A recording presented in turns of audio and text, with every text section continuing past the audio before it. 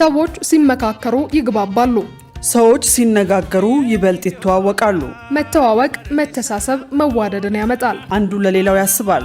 አንዱ ለሌላው አጋዥ እንጂ ጠላት አይሆንም። ወንድም ከወንድሙ ሲግባባ ሰላም ይሰፍናል። ውረድ እንውረድ ምዕራፍ ይዘጋል በምክክር። በጦርነት የሚጠፋ ሕይወት፣ በጦርነት የሚጎድል አካል፣ በጦርነት የሚወድም ንብረት አይኖርም። ችግር በንግግር አለመግባባት በምክክር ይፈታል። ኢትዮጵያውያን አሁን ያንን እያደረጉ ነው። ወንድማማቾች ያንን እያደረጉ ነው። ሀገር ለማሻገር መጪውን ጊዜ የተሻለ ለማድረግ ኢትዮጵያ እየመከረች ነው። ኢትዮጵያውያን እየተሻገሩ ነው። ኢትዮጵያውያን የልዩነት ግድግዳ አፍርሰው የአንድነት የፍቅር ድልድይ ይገነባሉ። የዘመኑ ጀግንነት ችግርን በመመካከር መፍታት ነውና በቸሪደር ዙሪያው በቸሪደር የኢትዮጵያ ምድር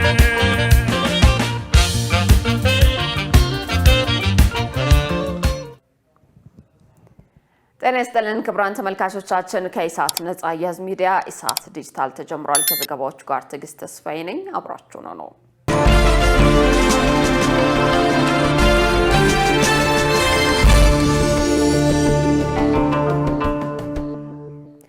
ቀዳሚ ወደረግነው መረጃ አልፋለሁ። የሀገራዊ ምክክሩ ውጤታማ ሂደት ተስፋን የሚያለመልም መሆኑን ተመካካሪዎች ገለጹ። የጉባኤው ተመካካሪዎች የሀገራዊ ምክክር ጉባኤ የሁሉም ኢትዮጵያውያን ድምጾች የሚስተጋቡበት አሳታፊና ግልጽ የመግባባት መድረክ መሆኑን ተናግረዋል። በተመካካሪዎች መካከል አንዱ የሌላውን ሀሳብ የሚያደምጥበትን ወርቃማ ዕድል በመፍጠር የጋራ መግባባትን የሚገነባና ተስፋን የሚያለመልም ሂደት መኖሩን ገልጸዋል። ተመካካሪዎቹ አክለው በኢትዮጵያ ለሚነሱ ሀገራዊ ጥያቄዎች ምላሽ ለማግኘት ለረጅም ዘመናት ግጭት፣ ኃይልና ተቃርኖን መተግበር የተለመደ መንገድ ሆኖ መቆየቱን ጠቁመው ምክክሩ ግን አዋጭ የመፍትሄና የመግባባት መንገድ መሆኑን አመልክተዋል። 4000 የህዝብ ወኪሎች በአንድነት ስለ ሀገር የሚመክሩበት እድል መፈጠሩ አዲስ የሀሳብ ገበያ መክፈቱን እንደሚያሳይም ተገልጿል። ዘገባው የኢዜአ ነው። የዓለም የምግብ ፕሮግራም በኢትዮጵያ ለሚያቀርበው ሰብአዊ ድጋፍ $182 ሚሊዮን እንደሚያስፈልገው ገለጸ። በሐምሌ ወር 2018 ዓ.ም የወጣው የድርጅቱ ሰነድ እስከ ሰኔ 2018 ዓ.ም ድረስ 1.8 ሚሊዮን እርዳታ ፈላጊዎችን መርዳቱን ገልጾ ወደ 11000 ቶን የሚጠጋ የምግብ ስርጭት ማድረጉን አስታውቋል። በትግራይ ክልል ያለውን ፖለቲካዊ ውጥረት ጨምሮ በኦሮሚያና በሶማሌ ክልሎች የሚታዩ ግጭቶችና የጸጥታ ችግሮች የዜጎችን የኑሮ ሁኔታ ማክበዳቸውን ገልጾ የተደራጀ የሰብአዊ አገልግሎት ድጋፍ ለማቅረብ መሰናከል እንደሆኑበትም አስረድቷል። ግጭትና መፈናቀል የፈጠረው የኢኮኖሚ ጫና እንዲሁም የአየር ንብረት ለውጥ ተጽዕኖ ለምግብ ዋስትና ችግር ትልቅ ሚና እንደሚጫወት የዓለም የምግብ ፕሮግራም ሰነድ ያስረዳል። ድርጅቱ በኢትዮጵያ ከ1.1 ሚሊዮን በላይ ስደተኞችና ለ1.9 ሚሊዮን የሀገር ውስጥ ተፈናቃዮች የሚያቀርበው ድጋፍ እድገት እያሳየ ቢሆንም የእርዳታ ፍላጎት ግን እየጨመረ መሆኑን አስታውቋል።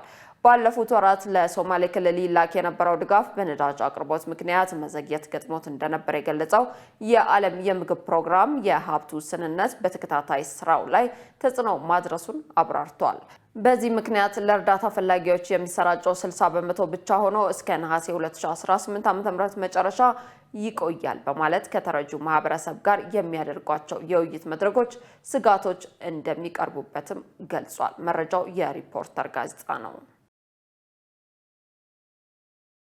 ሽብርተኝነትን ለመግታት የተቀናጀ የድንበር ደህንነት አሰራርን ማጠናከር ይገባል ተባለ። በኢትዮጵያ ፌዴራል ፖሊስ ምክትል ኮሚሽነር ጀነራል ርስቱ ይርዳው የተመራ ልዑክ በቻይና ዋይንግ ከተማ በተካሄደው ዓለም አቀፍ የጸረ ሽብር ሴሚናር ላይ ተሳትፏል። በዚህ ወቅት ኮሚሽነር ርስቱ ይርዳው ሽብርተኝነት ድንበር ዘለል እየሆነ መምጣቱንና ዓለም አቀፍ አድማሱ ከጊዜ ወደ ጊዜ መጨመሩን አንስተዋል። አሁን ላይ ፈጣን የዲጂታል ቴክኖሎጂ እድገት በተለይም የሰው ሰራሽ አስተውሎት በሽብርተኞች ዘንድ ለጥፋት ማቀጃ፣ ለገንዘብ ማሰባሰቢያ፣ ለአባላት መመልመያና ጥቃቶችን በከፍተኛ ፍጥነትና ስፋት ለማስፈጸሚያነት እየዋለ መምጣቱን ገልጿል። ሽብርተኝነት ከጊዜ ወደ ጊዜ ውስብስብና እየተቀያየረ የመጣ የደህንነት ስጋት መሆኑን ተናግረው በሕግ አስከባሪ አካላትና በዓለም አቀፍ ማህበረሰብ ደህንነት ላይ ከፍተኛ ፈተና ደቅኗል ብለዋል። እንደ ሀገር ብቻውን ሽብርተኝነት መክታት እንደማይቻል በመግለጽ ችግሩን ለመከላከል በቴክኖሎጂ የታገዘ ጸረ ሽብር እርምጃ መውሰድ፣ የደህንነት መረጃ ልውውጥና የተቀናጀ የድንበር ደህንነት አሰራርን ማጠናከር እንደሚያስፈልግ አብራርቷል።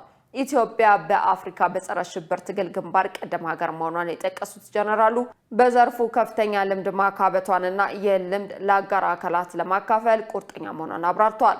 ቻይና ለኢትዮጵያ መንግስትና በተለይም ለኢትዮጵያ ፌዴራል ፖሊስ በጸረ ሽብርተኝነት በደህንነትና በሕግ ማስከበር ዙሪያ ለምታደርገው ድጋፍ ምስጋና አቅርበዋል። መረጃው የፌዴራል ፖሊስ ነው። መሶብ የአንድ ማዕከል አገልግሎት ለሌሎች ሀገራት አርአያ የሚሆን ነው ተባለ። በቤኒን የዲጂታል ትራንስፎርሜሽን እና ኢኖቬሽን ሚኒስተር ዶክተር ማሁና አክፖሉንጋ የተመራ ከፍተኛ የልዑካን ቡድን መሶብ የአንድ ማዕከል አገልግሎትን ጎብኝቷል። ሚኒስትሩ በዚህ ወቅት የኢትዮጵያ መንግስት ዘመናዊ ቴክኖሎጂን በመጠቀም የዜጎችን እንግልት ለማስቀረት የሚሰራቸው ስራዎች አስደናቂ ናቸው በማለት የአንድ ማዕከል አገልግሎትን መጎብኘታቸው ሀገራቸው የዲጂታል አገልግሎት አሰጣጥ ላይ ተግባራዊ ልታደርጋቸው የምትችላቸውን ጠቃሚ ተሞክሮች ለመውሰድ እንደሚያግዝ ገልጸዋል። የዲጂታል አገልግሎት አሰጣጥ የዜጎችን የዕለት ተዕለት ህይወት በማቅለል ጊዜን በመቆጠብና አሰራርን በማዘመን ረገድ ያለው ሚና መሶብ የአንድ ማዕከል በተግባር እያሳየ ስለመሆኑ በጉብኝቱ ወቅት ልዑክ ቡድኑ ገለጻ ተደርጎበታል። የዲጂታል አገልግሎት አሰጣጥ የዜጎችን የዕለት ተዕለት ህይወት በማቅለል ጊዜን በመቆጠብና አሰራርን በማዘመን ረገድ ያለውን ሚና መሶብ የአንድ ማዕከል በተግባር እያሳየ ስለመሆኑ በጉብኝቱ ወቅት ለልዑክ ቡድኑ ገለጻ ተደርጎበታል። ጉብኝቱ አፍሪካውያን በዲጂታል ኢኮኖሚ ግንባታ ዙሪያ ያላቸውን የሁለትዮሽ ግንኙነት በማጠናከር እርስ በርስ ለመማማርና የቴክኖሎጂ ትብብር ለማሳደግ ትልቅ ፋይዳ እንዳለው ተነግሯል። ዘገባው የኤፍኤምሲ ነው። የቲቢን በሽታ ምርመራ የሚያሻሽል አዲስ ማሽን ይፋ ተደረገ። ለዘመናዊ ምርመራ የሚያግዝ ሞለኪውላር ማሽን ይፋ በተደረገበት መርሃ ግብር ላይ የተገኙት የጤና ሚኒስትር ዴኤታ ዶክተር ደረጀ ዱጉማ የቲቢን በሽታ ለመከላከልና ለመቆጣጠር መንግስት በሰፊው እየሰራ መሆኑን ገልጸው በሀገሪቱ ከ1000 በላይ ማሽኖች መሰራጨታቸውን ተናግረዋል። አዲሱ የሞለኪውላር ማሽን በተለይ በመጠለያ ጣቢያዎች፣ በማረሚያ ቤቶች፣ በማዕድን ማውጫዎችና በአርብቶ አደር አካባቢዎች ለሚኖሩ ማህበረሰቦች የምርመራ አገልግሎት ተደራሽነትን እንደሚያሳድግ ገልጸዋል። የኢትዮጵያ የህብረተሰብ ጤና ኢንስቲትዩት ዋና ዳይሬክተር ዶክተር መሳይ ኃይሉ በበኩላቸው አዲሱ ቴክኖሎጂ በጤና ጣቢያዎች በሰፊው ተደራሽ ሲሆን በሽታውን ለመከላከልና ለመቆጣጠር የላቀ አስተዋጽኦ እንደሚኖረው ጠቁመዋል። ለታካሚው ቅርብ የሆኑ ተንቀሳቃሽ ሞለኪውላር ምርመራ ቴክኖሎጂዎች የላቦራቶሪ መሰረተ ልማት ውስን በሆኑ አካባቢዎችም ፈጣንና ትክክለኛ የቲቢ ምርመራ ለመስጠት ከፍተኛ አስተዋጽኦ እንደሚኖራቸው በመድረኩ ተገልጿል። መረጃው የኢትዮጵያ ህብረተሰብ ጤና ኢንስቲትዩት ነው። ክቡራን ተመልካቾቻችን ከኢሳት ነጻ የህዝብ ሚዲያ ኢሳት ዲጂታል አሁንም እንደቀጠለ ነው። በቀጣይነት ወደ ውጭ ዘገባ እናመራለን። ኢራን የሆርሙዝ ወሽመጥን ካልከፈተች ክፉኛ ልትመታ እንደምትችል ፕሬዚዳንት ትራምፕ አስጠነቀቁ። በሌላ በኩል ኢራንና ኦማን የሆርሙዝ ሰርጥን ዳግም ለመክፈት የሚያስችል ጊዜያዊ ስምምነት ላይ ለመድረስ ተቃርበዋል ተብሏል። ሸሪፍ ኢማም የዩናይትድ ስቴትስ ፕሬዚዳንት ዶናልድ ትራምፕ እንዳሉት የሆርሙዝ ሰርጥ እስከ ረቡዕ ይከፈታል።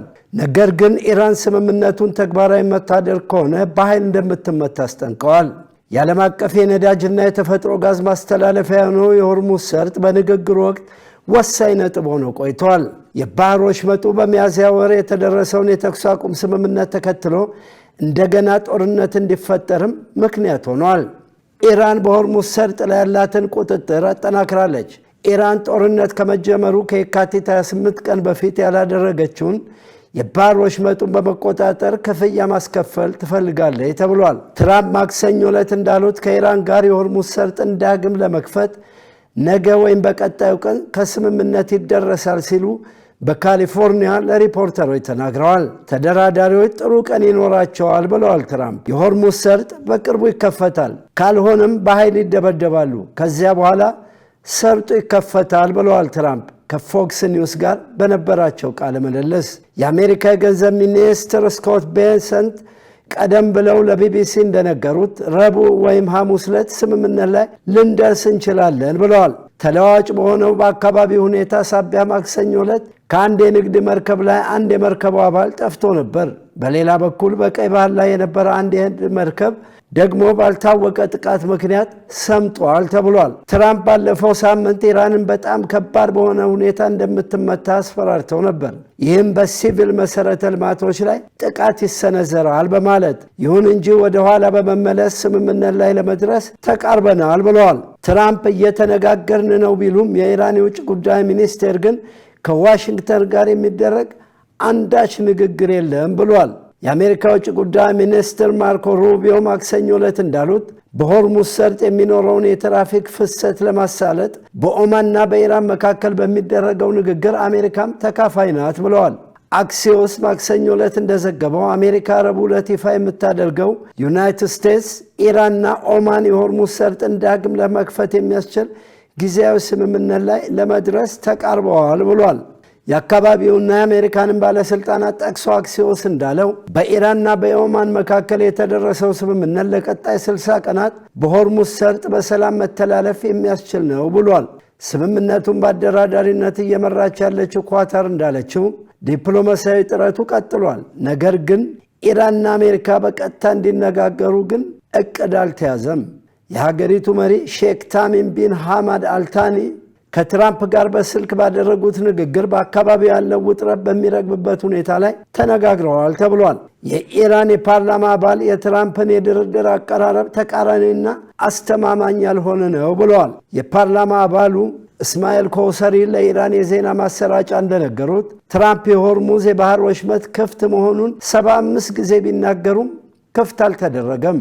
ትራምፕ የኢራንን ሽንፈት 166 ጊዜ እንደተናገሩና 88 ጊዜ ደግሞ ስምምነት እንደፈጸሙ ተናግረዋል። ትራምፕ ማክሰኞ ዕለት ከኢራን ጋር ስምምነት በጥቂት ሰዓታት ውስጥ ሊደረስ እንደሚችል ቢናገሩም ቴህራን ግን ከዋሽንግተን ጋር ቀጥተኛ የሆነ ድርድር እንዳላደረገች ደጋግማ አስታውቃለች። ዜናውን ስናዘጋጅ አረብ ኒውስና አልጀዚራን በመረጃ ምንጭነት ተጠቅመናል። ክቡራን ተመልካቾቻችን ከኢሳት ነጻ የህዝብ ሚዲያ ለኢሳት ዲጂታል የተዘጋጁ ዘገባዎችን ይመስሉ ነበር። ከዘገባዎቹ ጋር ትዕግስት ተስፋ አብሬያችሁ ቆየሁ። መልካም ጊዜ